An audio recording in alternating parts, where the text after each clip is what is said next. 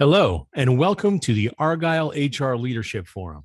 My name is Nick with Argyle, and it's great to have everyone joining us today. I have some important information to share with you, and then we'll turn the floor over to our esteemed opening keynote speaker.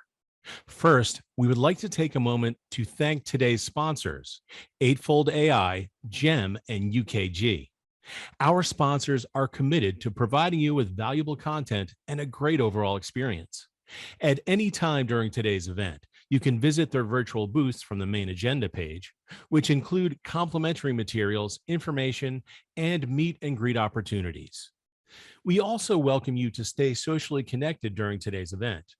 For those of you who are active tweeters, please use the hashtag ArgyleDigital and follow us on Twitter at Argyle Exec Forum. Also, be sure to follow Argyle on LinkedIn for special announcements. I would like to take a moment to touch on our content neutrality policy, which we've curated based on the feedback we have received over the years from our members. We have worked closely with our speaking faculty to ensure that you receive a set of balanced and neutral viewpoints during the session today, and we appreciate our members' support of this policy. Finally, and most importantly, we want to hear from you. So during each session, we encourage you to submit your questions and comments in the Q&A box on your screen. Following each presentation, we have set aside time for our speakers to weigh in on your questions. Thank you again for joining us today. Now, let's get started. Without further ado, I would like to introduce Jennifer Fairweather, Chief Human Resources Officer, Jefferson County, Colorado. We are excited to have Jennifer for her opening keynote presentation titled Diversity, Equity, and Inclusion, Priorities in 2023 and Beyond. Welcome, Jennifer. Over to you. Thank you so much for that introduction, and good morning, everyone. I'm so happy to be here to talk about this. So let's get right into the discussion on what are the priorities for equity, diversity, and inclusion. So this is a true story I saw in the news. A large company, they had a diversity manager, but they've also had several large lawsuits. They had a hit list with people over 40. An HR team who told people, keep your head down, multiple complaints of harassment and discrimination, retaliation for complaints. An ex-employee alleges that the CEO did not let her answer the phone because she had a foreign accent. That same CEO mistook an African-American employee for the hotel valet. Another employee claims when she was on sick leave for treatment for breast cancer, her male colleagues were taking $20 bets on when she might return. Yet they have a chief diversity officer that was there to increase racial diversity through training and policies. They had an HR team, but if anyone made a complaint, management would threaten to replace them. Another employee alleges that they were told they have a stack of applications, a manager said, yay high, from college kids who could do her job for less money. Again, they talked about diversity, they had the people in place, but they never implemented it. So the priority in 2023 and beyond is really about systems. Today's workforce expects equity, diversity, and inclusion to be embedded values into the way the organization does business, not a program, not a training class, not a person. And systems is where the accountability lies. Systems are not easy to change, but that's the priority. So let's talk a little bit about how you might do it. You can't advance equity, diversity, and inclusion unless you address those systems. You can't rely on that one person, that one diversity manager, that one team, that one course. The business's processes will still be there. And we've heard that culture can eat strategy. So we have to look at systems across many different avenues and in many different places. So more specifically, what I'm referring to is equity within business processes. And you see, I lead with equity instead of diversity. Justice with decision-making. Leadership who really supports those initiatives in diversity, equity, and inclusion. Unbiased hiring practices, having safe spaces for employees, ensuring you have development opportunities for everyone, and being accountable to the things you say you're going to do. So let's get into each of those. Before I talk about equity as that key piece, let's review the key terms. So we all know diversity, right? It's a way of looking at our workforce that reflects all the differences we have: age, gender, socioeconomic status, religion, the way you think, people's education background, their gender identity. But we also know you can't just have diversity without inclusion. So we might have a diverse workforce, but do people feel included? Can they be themselves at work? Do people feel safe to put the picture of their family and their friends in their workspace, or are those things they have to hide? Inclusion is incredibly important. And finally, equity. This means no matter your race, your age, your religion, your ability, your sexual orientation, your gender identity, or national origin, you have an equal chance for success. And this is a systems issue because it's not about giving everyone the same, but giving each of your employees what they need to be successful and thrive in your organization. Here's a great quote. Workplace equity is the fair treatment of your employees, even if it means giving certain employees different opportunities than others. While society mostly talks about equality, equity is just as significant.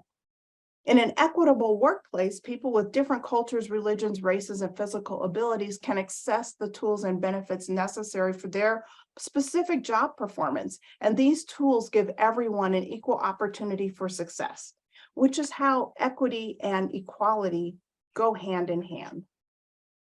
Equity in the workplace is fair treatment and opportunities, and equality in the workplace is the same treatment and opportunities. And there is a time and place for both values.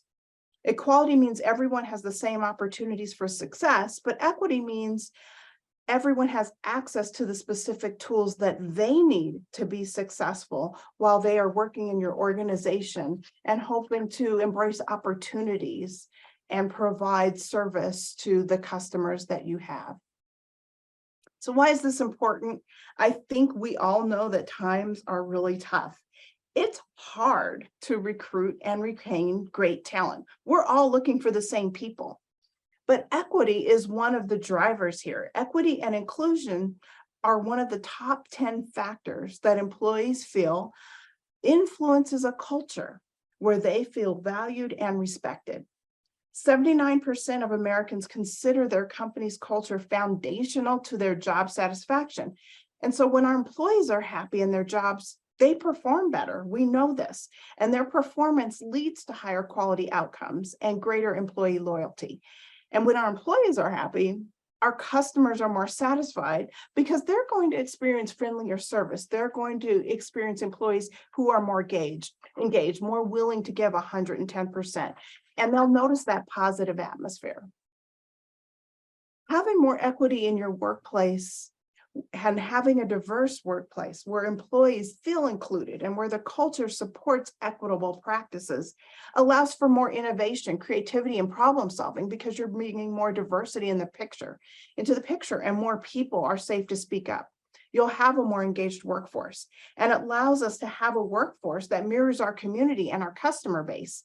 And we know that to meet the needs of our customers or our community, the people that we're working with, we can't do this through one perspective. So the first thing we need to do is focus on understanding equity and building equity into our business systems, our business processes, and stop focusing purely on equal. A great example for this is remote work. Some organizations are really stuck in that equal space. Everyone must come in on a Wednesday. Everyone must come back. Rather than building workplace flexibility into a dialogue between an individual employee and their leader in a way that allows for hybrid work or remote work that meets the needs of different people differently in different ways. This is building equity into that system, and it's a key component of how you change systems in your organization when you look at them through an equity lens. Number two, let's talk about justice. So organizational justice is an employee's perception of fairness in the workplace. It's whether people believe their organization's processes, decisions, and norms are fair and equitable. And with an organizational justice theory, there are different types of justice we see in the workplace. Distributive, which is fairness, like for outcomes like your pay or the workload. Procedural, like fairness in how decisions are made. Interactional, which is fairness in how people are treated. Informational, whether organizations share adequate, truthful information in a transparent way. So another way to bolster your EDI systems and initiatives is to ensure a justice-based lens is part of your processes. And so this is an example of placing a justice lens on something like corrective action. It looks at the intention and models options accordingly, because there is a difference in the intention between an action. So if someone did something intentionally to violate company policy, that deserves one outcome in how to address it. Versus another employee, maybe they have a substance abuse issue and they've had struggles with their mental health and they violate policy. Maybe that deserves a different outcome and action. And maybe the third employee who also violated that same policy, maybe their training wasn't adequate. Maybe it wasn't adequate for them, or they didn't receive great training. And so maybe that situation requires a different action to address that. So the justice lens is another way to look at your systems and embed them into your business processes to build more equity into your overall organization. Number 3, this is a big one, leaders. Leaders must use their privilege to advance equity in their organizations in support of these system changes. Leaders need to look at corporate and department level policies through different lenses, and they should and they can. And doing this with more transparency will help because more people are included. Leaders need to courageously be skilled in equitable decisions and not be stuck in equal.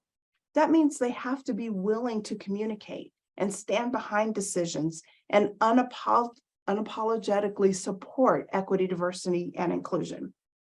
Sometimes in our organizations, that might mean we have the wrong leaders in place.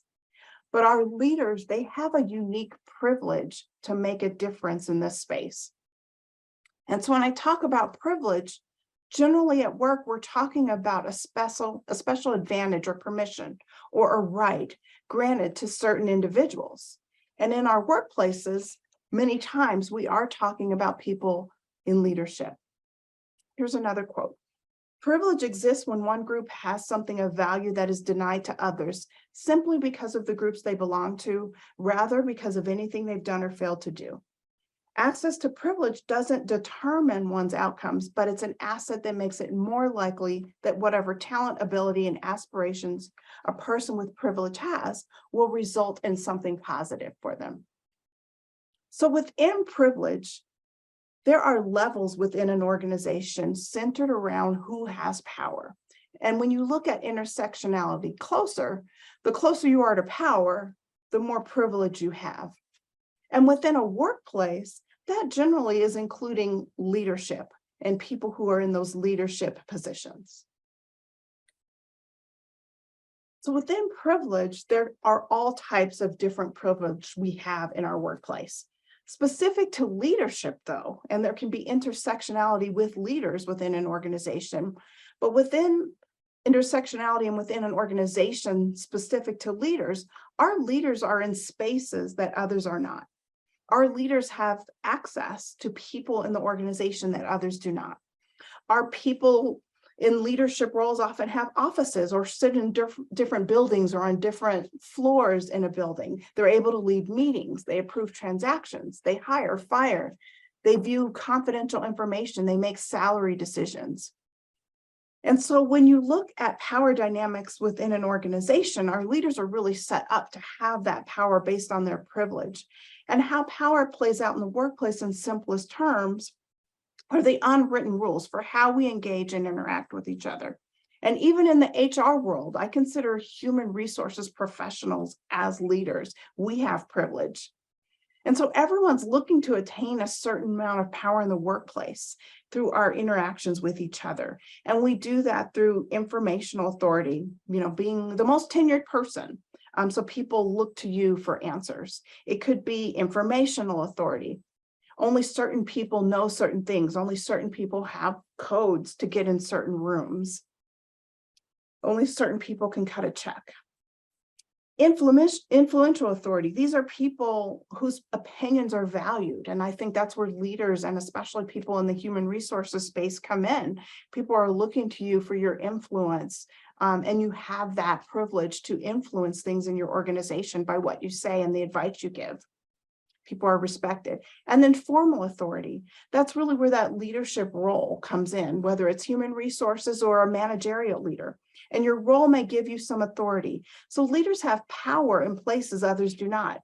So it should be an expectation for our leaders to use power and privilege to also bolster equity in support of a systems change. And so when leaders use their power to advance equity, diversity, and inclusion, there can be a huge impact.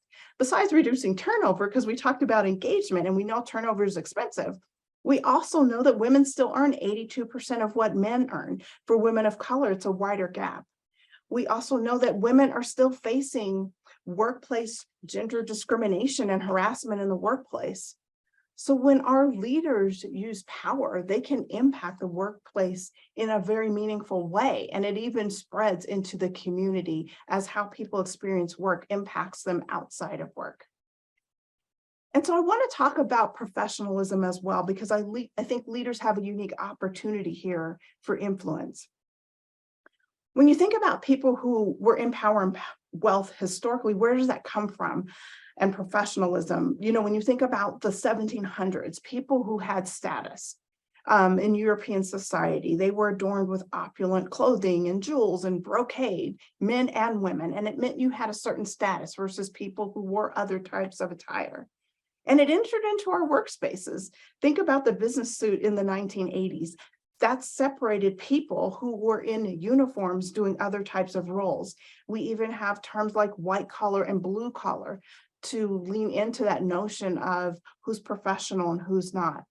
And so as HR professionals and leaders, we have to think about things like, do we have a dress code? Do we have a code of conduct? And what values are those based on? Are they based on some type of bias? In many states, as we do in Colorado, we have the Crown Act, which prohibits race-based hair discrimination, which is denial of employment and educational opportunities, because different hairstyles had been traditionally deemed as unprofessional, such as braids or locks or twists. And so these laws were created because people were judged as being unprofessional based on a hairstyle.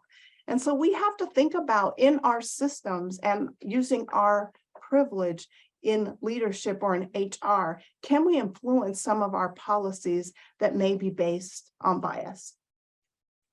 Number 4, that leads right in to unbiased hiring practices.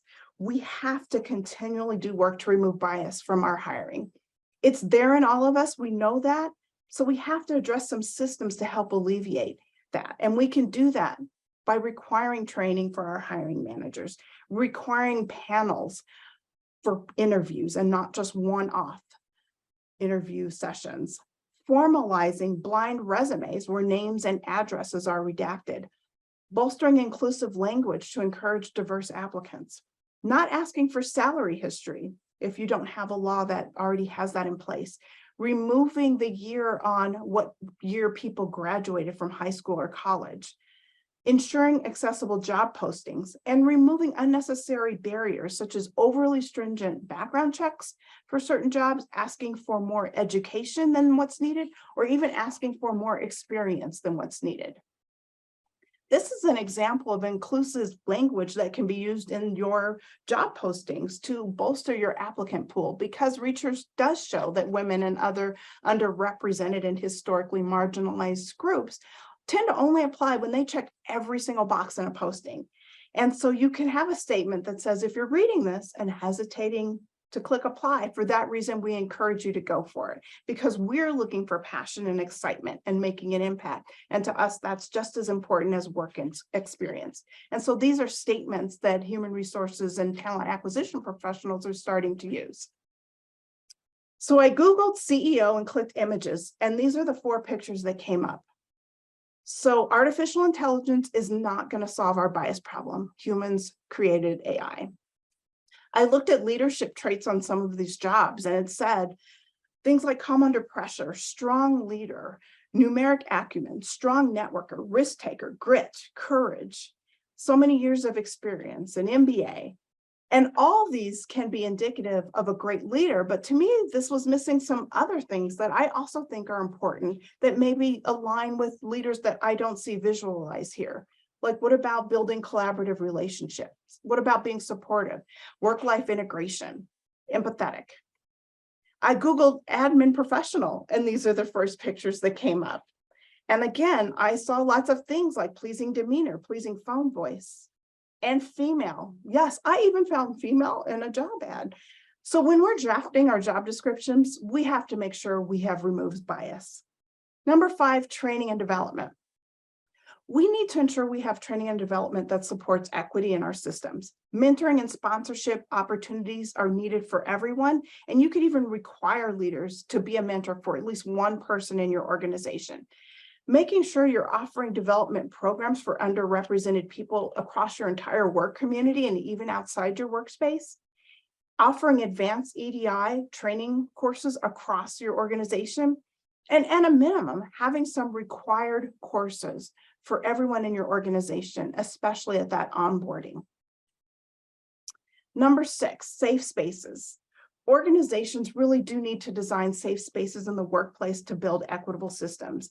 Affinity groups are one example of a space that allows for people with some commonalities to have a place to share their experiences while working to improve the culture through their unique lenses. Examples that includes groups for LGBTQ plus employees, single parents, Latin employees, people with vision impairments. And organizations can also include spaces for things like mindfulness and mediation or sensory rooms to allow and encourage staff to have an environment where they can de-stress, or even bringing therapy into the workplace. But leaders play a huge part in this. There's a Gallup survey that shows our employees are stressed. We know this, and that stress leads to a lack of engagement.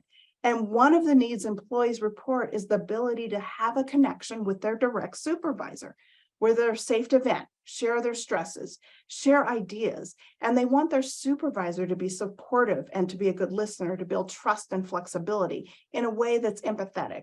That notion of psychological safety, that puts a lot on our frontline leaders, which means we have to hire great leaders and give them the support and the training and the tools to do all of those things. And finally, accountability. You can't change a system without being accountable. Employees don't accept words in training. They want to know what you've done, not what did you say. And so as I shared at the story at the beginning, words don't always reflect the culture. So we have to determine our baseline. And there are assessments to do this. There are EDI assessments. We can use our employee engagement surveys and ask questions. Do you feel safe to be yourself here in this workplace? Do you feel respected?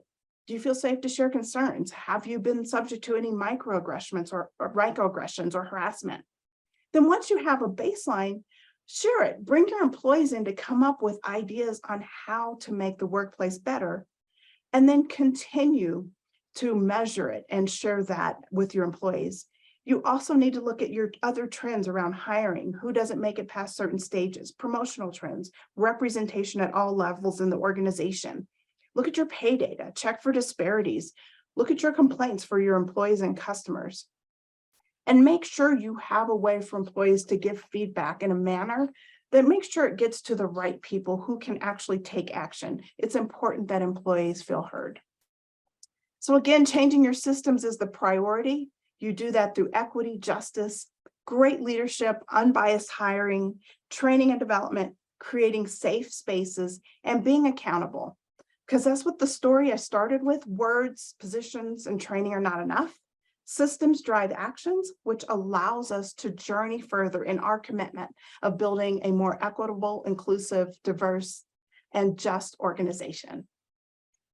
So Nick, do we have any questions? Hoping we do have time. We sure do, Jennifer. Yeah, here's a question from the audience. We are struggling to get buy-in from our senior leaders for our DEI efforts. Do you have any advice for us? Absolutely. You know, one of the things when you're building those efforts, I think many leaders are looking for that return on investment.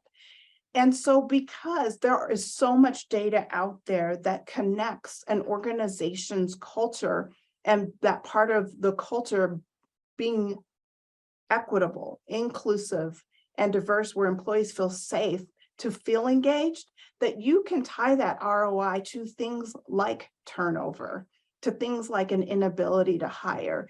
And so if you have some good metrics around your turnover or exit interviews or stay interviews, that show why people are leaving and the cost to that, it almost compels leaders to think we can't afford not to do something about this. It's tied into organizational culture, and it's also tied into serving your customers and sales and things like that. If you're in that type of space, because you can't serve diverse customers if you don't have diverse people, and you won't have diverse people if they don't feel included. Great. Here's another question. How can we add more diversified images to the AI component? That is a great question. And I think there are people in the AI space who are developing that software. And so that software and that technology is a reflection of that work. So what we need to do is ensure that we have diverse people on teams who are working on artificial intelligence, just like we need to ensure we have diverse people in our marketing teams, our public affairs teams, our talent acquisition teams, because that diversity is what influences the work, because we have more people seeing things through a different lens and through different lived experiences. Great question. Great. Here's another great question. We are really struggling to communicate our DEI priorities to both internal and external stakeholders. There are a million ways to get this wrong. Can you get us pointed in the right direction? Absolutely. There are so many ways to get this wrong. I think one of the best things we can do to get it right is to ensure we have a diverse group looking at those things. You know, there are so many great examples of advertising campaigns that were published, and you look at that and you think, wow, who missed the ball in looking at that? And I think sometimes that's a reflection of who's in the room. And so for some of our communications that we know can be challenging and sensitive, and we want to get it right, we include more people in that review, more people in that dialogue, because that diversity allows for someone to look at it differently and say, that doesn't read right to me. That causes some consternation when I see that. Okay. And yeah, I think we have time for another question. Here we go. In light of the recent SC decision, what negative impact, if any, do you think organizations will have with continuing to make DEI a business priority? Absolutely.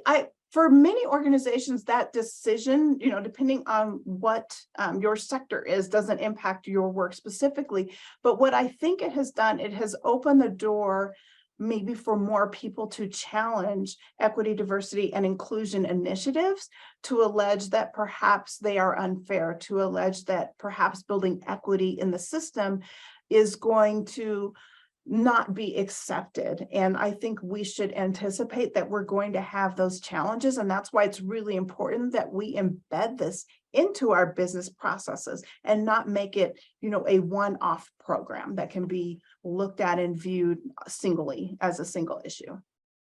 Great. And I think we can sneak in one more question. What's the biggest mistake you've seen companies make in trying to change their institutional culture for the better? How do they get past that?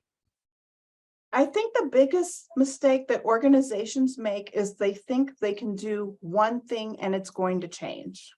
They think we will hire a diversity manager and all of our problems will be solved. We just need to train all of our employees and all our problems will be solved. It's a process. It's a culture shift. Thinking about how long it takes to turn a ship around, think about an organization. And so I think we can never underestimate change management and what we know about that.